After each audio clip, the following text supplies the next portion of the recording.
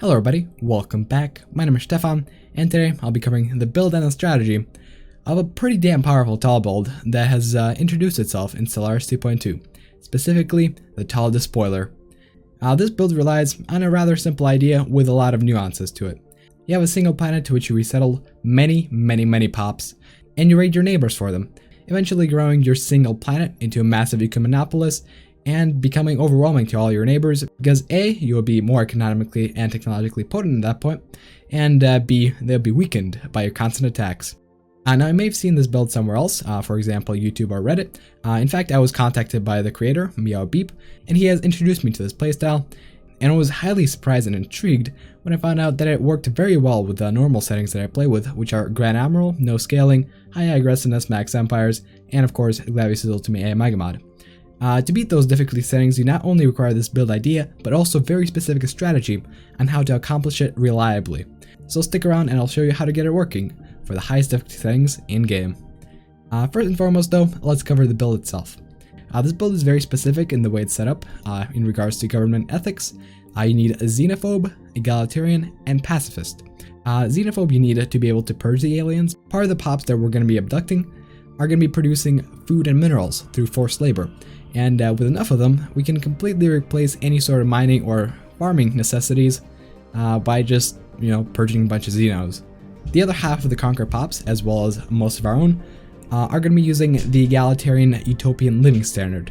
The interesting thing about the Utopian living standard is that it provides research and unity output for pops that are unemployed in your society without any happiness penalties. The only drawback, of course, is increased consumer goods, and we have a solution for that that I'll be covering later on in the video. The pacifist ethic is more interchangeable though. You can choose not to take it, however you will lose access to inward perfection, which increases your monthly unity, pop growth, and happiness, and so overall I would recommend taking pacifist just for those bonuses. Using this build, it's not necessary for us to go for a territory war at any point, and so pacifist is not going to be a big restriction to our cause. As far as our civics, as I mentioned before, inward perfection is very nice because of the bonuses it provides. Its drawbacks are not too significant considering how you're going to be a one planet stand, but the lack of rivals is going to hurt your influence gain somewhat. And to make sure that the planet is one of the most efficient ones in the galaxy, we take life seated and stick with the one planet. We're not going to be doing any colonization. Everything is going to be going on Kamora. Due to our choice of not actually colonizing anywhere, sedentary and not adaptive are virtually free picks. Habitability doesn't matter on a Gaia world, and sedentary doesn't matter if you have only a single planet. Wasteful is something that we're also going to take because, as I'll cover later, consumer goods are not going to be any problem. We take rapid breeders as always because pop growth is very important, and any extra pops that you can get are always desired. We also take venerable. It ensures that your leaders live a very long life, and will help you out significantly once you get into the mid-game, because unlike other empires, you won't have a swath of leaders just perishing.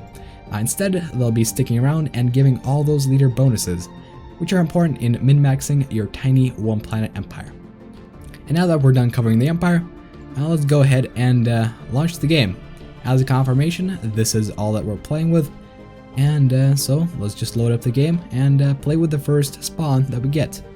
Spawn doesn't really matter too much.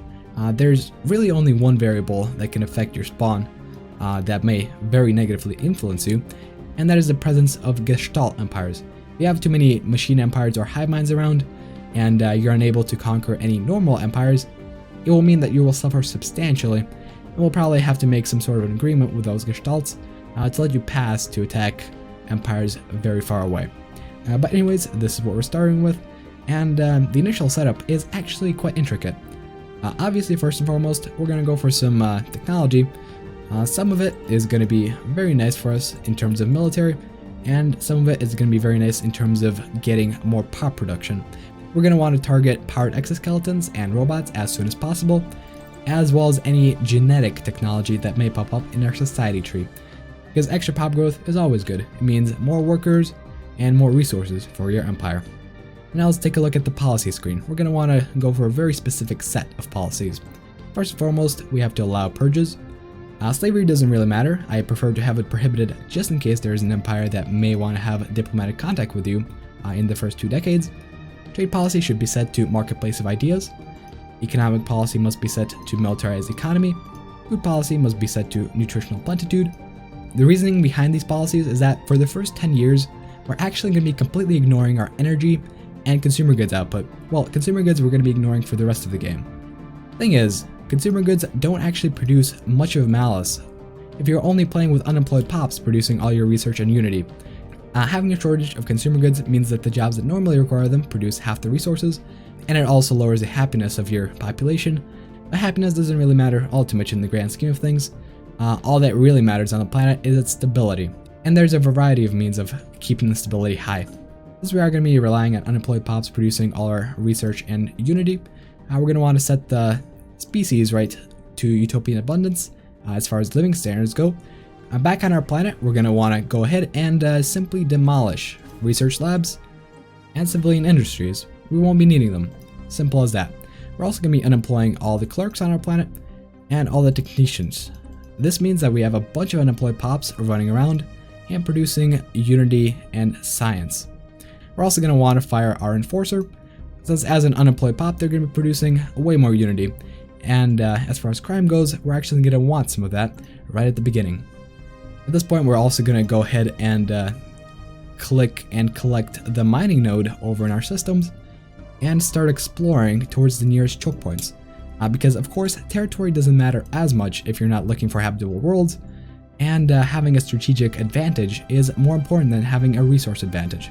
Resources can be obtained from other empires, while good choke points can only be obtained in the first 20 years, because of course, we cannot make claims in an offensive war as pacifists.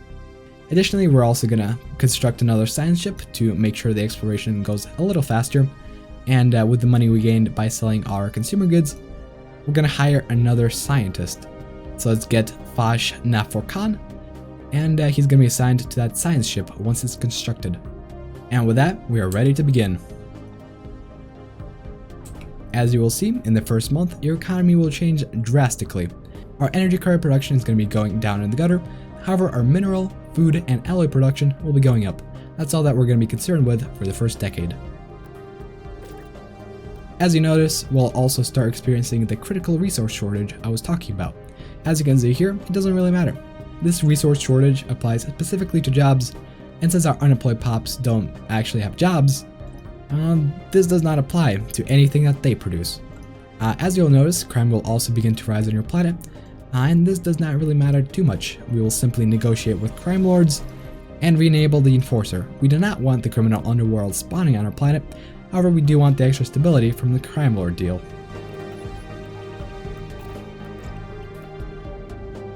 At this point, 8 months into the game, you'll also see a resource shortage of energy credits. However, they only reduce mineral production from jobs, as well as the fighting capability of our ships. However, since we're not going to be engaged in any warfare at this point, it doesn't really matter. The only drawback from this shortage is that it affects mineral production. However, most of our production at this point will be coming from our base 20 mineral production and 13 from stations. So that is not a big worry, and we can simply ignore that for now. To prepare for our future encounters with other empires, we'll also want to start producing alloy foundries on our planets, and that is to build up a nice alloy storage by the 10-year mark. At that point, we're going to want to go to war. As far as our traditions go, we'll want to gun for supremacy, and this is to ensure that our fleet, once built, is going to be very potent and can eliminate early foes.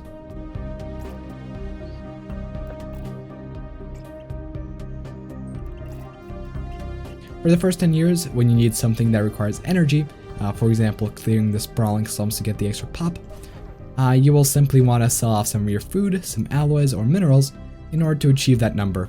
You can quickly buy up anything that you want with your extra energy credits and let it go back to zero.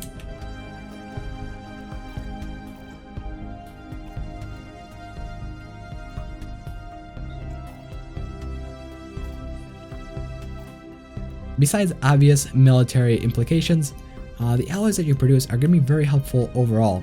For example, one thing you can do in the early game is simply sell some of them off and buy whatever other resources that you require. For example, in order to attain the decision on our planet to get extra planetary growth, we'll simply sell off some of our resources, including alloys, and purchase the decision on our planet to increase the growth by 25%. At this point, growth in your empire should be looking very good and higher than any of that of regular, just developing empires. Of course, in this example, we are playing with advanced AI starts, and so many empires that you'll be competing with will start off with multiple planets.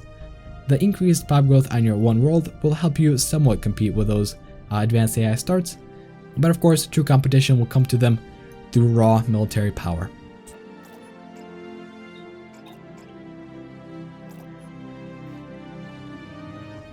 Alright, we had just discovered something, and indeed, this looks like aliens. So this is probably a rival empire, somewhere over here, and these are going to be our first victims. Alright, we had just researched powered exoskeletons, and now we have access to robotic workers. Of course, we'll be selecting this, but generally as far as research goes, some techs, for example, some techs like extra engineering research from researchers, we'll want to completely avoid. And that is simply because we don't have any researchers. We just have unemployed pops that just so happen to be doing a lot of research. Simple as that. Also, I've just noticed that this start is actually virtually perfect for the empire of our type. We have just the right amount of territory to build a bunch of starports in them and defend them with a choke point. However, to simulate more realistic conditions, I'll actually start expanding in this little cluster and make sure we're in a bad position as far as strategy goes. I want to show off that this works even in bad spawns, not just godly amazing ones.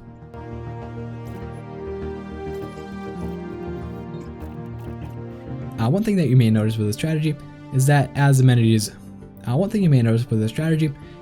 as your planet population grows, your amenities will go down. So to counteract this, we're simply going to hire back one of those clerks that we've hired previously, and now amenities are not going to be a problem any longer.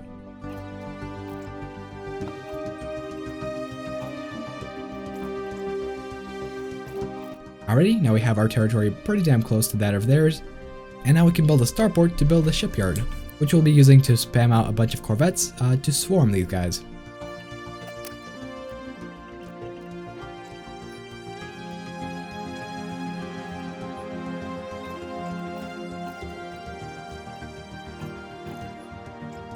Alrighty, we have come to our last tradition for our supremacy tree, and now we can choose the piece of the puzzle that will fill it all.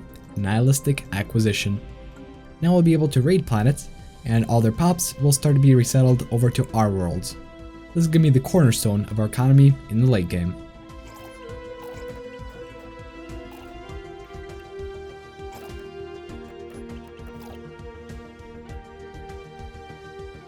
Alright, now we're right about 10 years in, and it's time to change our policies once more.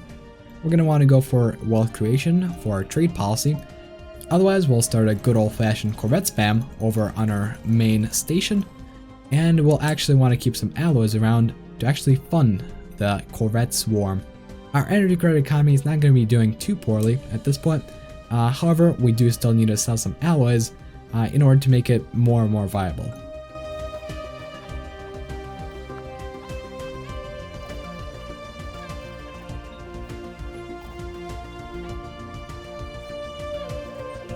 At this point, we're also going to be running into our second tradition tree, and for this, you have a couple good options. You can go adaptability, discovery, or harmony. But of all of them, harmony is one of the more important because it allows reduced food consumption as well as reduced amenities usage, which will help significantly on your single planet. You'll also want to go for the adaptability adoption effect to reduce pop housing usage by 10%. All of these will ensure that you can pack more and more pops on your single planet. But anyways, at this point, the time has finally come, and we can move out our fleet. We do want the fleet as close to the enemy territory as possible before we're starting the war. You want to ensure that the enemy has as little time to react as possible, and so a swift and deadly strike is your best option. Alright, ships are right here. Let's sell off some of our alloys, recruit an Admiral, and begin the war. And impose ideology. We get this casus belli from having the egalitarian trait, and it allows us to go to war even though we're pacifists. So let's go ahead and do so, and just rush these boys down. As we can see, they have about 1,000 fleet power over in their main base.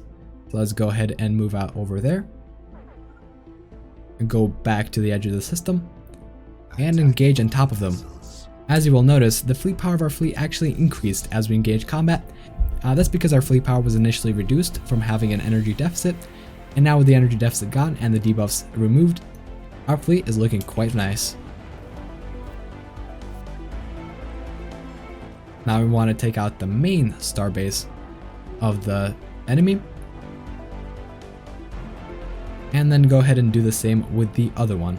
We do not want the enemy reinforcing while we're attacking, and taking out both of their shipyards right off the bat is going to be very important.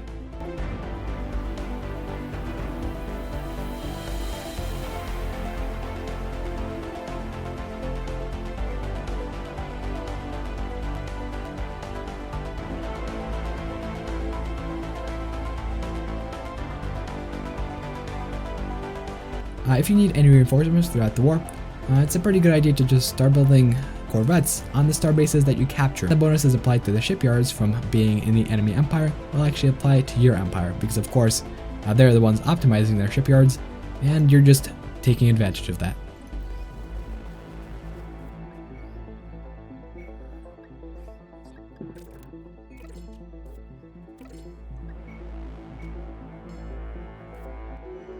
And done. Now we have complete naval superiority over the enemy, and they can't do anything about it. So we're just gonna go on, reinforce our main fleet, and just start bombing the hell out of their primary world. We're gonna be using the raiding bombardment stance, and as devastation is gonna increase on our planet, the rate at which pops are abducted is also gonna increase, and that's gonna be extremely nice, because at this point we might be needing the extra minerals and food production. Speaking of production, on your homeworld, you'll want to start building 2 buildings at this point, specifically hollow theaters and robot assembly plants. Hollow theaters are a very good way to generate extra amenities. Amenities are not affected by the resource shortage imposed by reduced consumer goods, and robot assembly plants are there for the obvious reason of extra pop growth. Of course, after just conquering your enemy, you'll want to start going ahead and researching some of their debris, just in case they have something nice.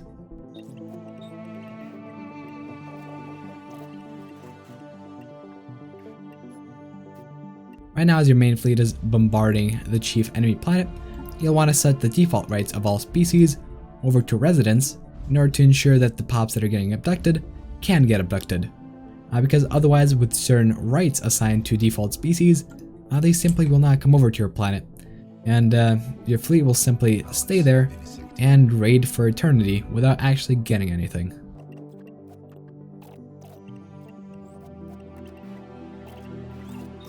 Alrighty, we have just abducted a couple of the pops over from Litaboris Primus, and they're going to have one of 2 roles. Either they're going to be integrated into the society as a laborer or researcher and unity producer, or they're going to be set over to undesirables and be used for forced labor. This way, they're going to be unhired and are going to be purged. Purging decreases their population over time. However, in this state, they don't actually consume any housing or amenities, and therefore you can have as many of them on your planet as you want. I suggest using the first empire that you conquered for residence pops and getting the next empires to be your forced laborers. One caveat to this that I do need to mention, currently there's a bug that sometimes happens where the pops are getting purged at a 600% rate instead of a 200%, which is associated with their forced labor status. And to fix that, I have a mod, link in the description, that will ensure that the population decline is going to be going on at the normal rates. So go ahead and check that out if you have problems with purge rate being way higher than it should be, as is the case right now. I've played 3 empires before this where the purge rate was fine, but sometimes it just happens to be this way. But anyways, this is virtually it for the early game. You'll want to start building more and more city district on your main world, while keeping your amenities in check using hollow theaters. You'll want to convert this world into a Econominopolis as soon as possible, and so it's going to be within your interest to get your city districts high up there. It's also going to allow you to have some periods within your empire where you let your purged pops go free and increase your research and unity output.